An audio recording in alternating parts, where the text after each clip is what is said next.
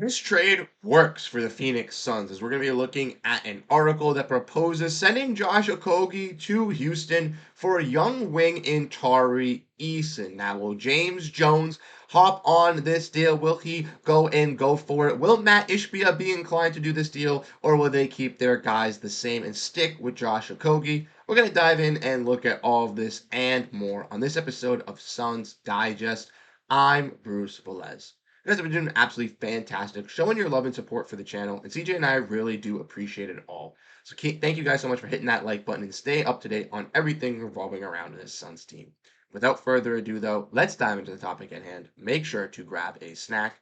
And like I said in the introduction, this trade makes sense for the Phoenix Suns as we're going to be looking at a proposed trade from a Bleacher Report article that discusses sending Josh Okogie to the Houston Rockets for Tari Eason. Now, this obviously wouldn't be a one-for-one due to the fact that those players aren't really equal as value. So there would be some draft capital involved. And we're going to dive in and look at that today. So let's get into that for you guys. So like I said, this Bleacher Report, or this article is by a Houston Rockets reporter, Anthony Duckett, talking about a trade idea that the Rockets send a top-tier prospect to the Suns to land a 2031 draft pick.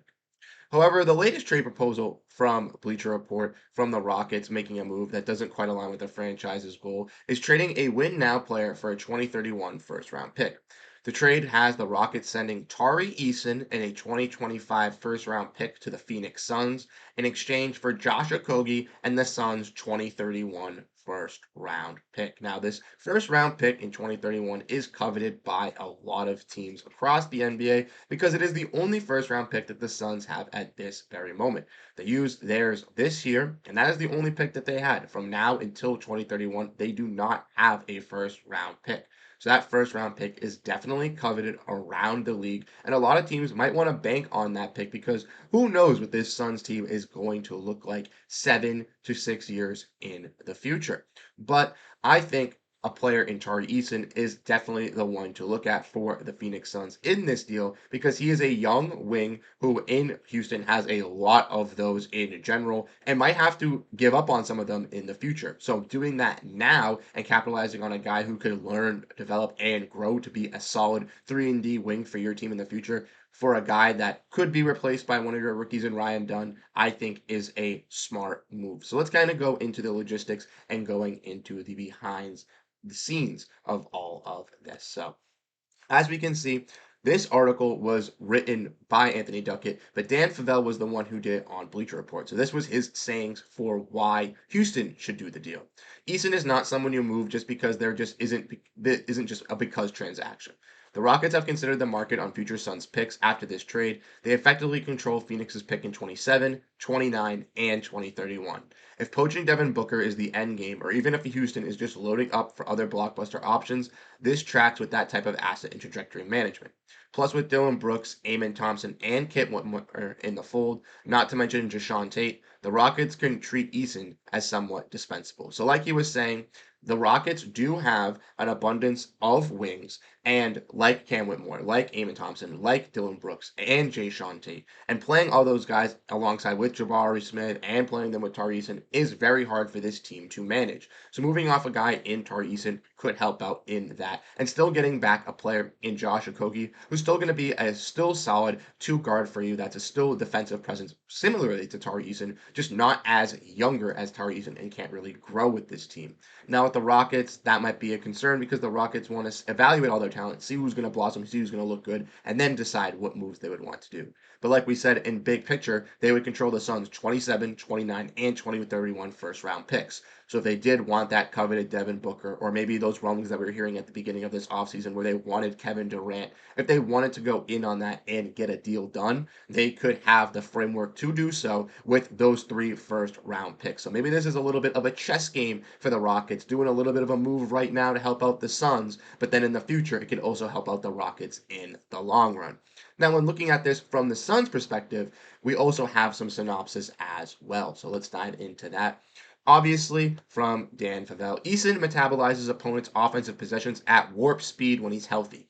Adding him to Phoenix's rotation will be a huge deal. It's an even bigger deal when viewing him through the Kevin Durant at the 5 lens, and it's a larger deal still when he has 2 more years, including 24 and 2025, left on his rookie scale contract.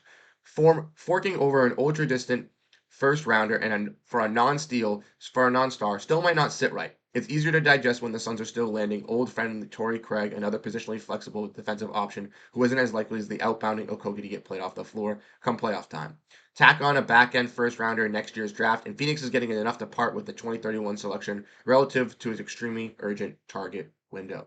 So, like we said, also for the Suns. They want to win now. They really want to go deep in. So getting rid of that 2031 pick, that coveted pick for something for the future is something the Suns want to keep, but maybe getting a young player on a rookie scale contract who can still grow, who you can still build up and allow Kevin Durant to play some of that small ball 5 and kind of get some unique rotations with this Suns team would definitely be interesting. You also would get a 2025 first round pick, so you could still stay in that young youth movement if you would like, similar to last year where you drafted Ryan Dunn and drafted Oso Iguodala and you took your 2 draft selections and traded back to get an extra draft selection. You could do this in a similar trade, getting off Josh Okogie and moving off a future first for a first right now to help you win, to help you compete at this moment, or get a young guy to help you in that future alongside guys like Ryan Dunn, Oso Iguodala, and Tari Eason. Ultimately, I think this move is a win-win for the Suns. Now let's look at the player stats for both of these guys. So looking first at Josh Okogie, like we mentioned, averaged around 4.6 points, 2.6 rebounds, and 1 point assist last season. Not the greatest offensive numbers for Okogie, hasn't been the greatest offensive player, shooting around 41% from the field and around 31% from three. But he is 26 years old and at 6'4", can still present yourself as a solid wing at that 2 guard option. Now, when looking at a guy in Tari Eason, like we mentioned, has a little bit more upside for a team like the Phoenix Suns, averaging 9.8 points, 7 rebounds on 46% shooting from the field and 36% shooting from three. 3-point percentage is a little worse than Josh Okogie's, but he is 23 years old and is 6'8", a little bit into that small forward framework and can fit in a little bit better. I think if the Suns were able to capitalize on a deal like this, were able to acquire a guy in Tari Eason and get a guy in Ryan Dunn, they would be set up at their wing position for the future tenfold. They would have 2 legitimate 3-and-D guys who, if they did develop that offensive game just a tad bit more, and I do see Tari Eason's offensive game developing more and more throughout the year, but a guy in Ryan Dunn especially, if we can see that offensive game in year 1 kind of look decent, in year 2 showing the development speed, I think that the Suns would have 2 lockdown guys alongside Oso Iguodala in that wing slash big room. That would be beautiful for the future of this franchise.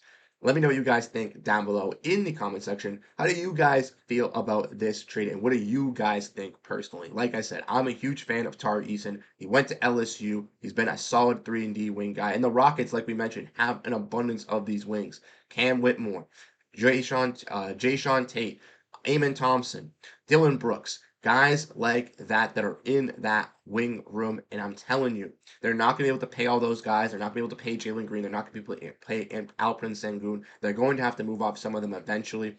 If you're Houston, you still get that 2031 pick for the future. Yeah, you take a little bit of a loss of giving up Tari Eason for Josh Okogie. He could still help you out defensively at that 2-guard position, but then ultimately, in the future, if you do see that the Suns want to blow up, want to get rid of Kevin Durant, want to get up Devin Booker, you have the options to capitalize, giving back their 3 first-round picks in doing so and securing your all-star to make a push. I think it's a win-win for both sides. Let me know what you think down below in the comment section. Like I said, really do appreciate all your thoughts and comments on the channel. It really does mean a lot. Once again, signing off from Suns Digest, I'm Bruce Veliz. Have a great rest of your day, and go Phoenix Suns.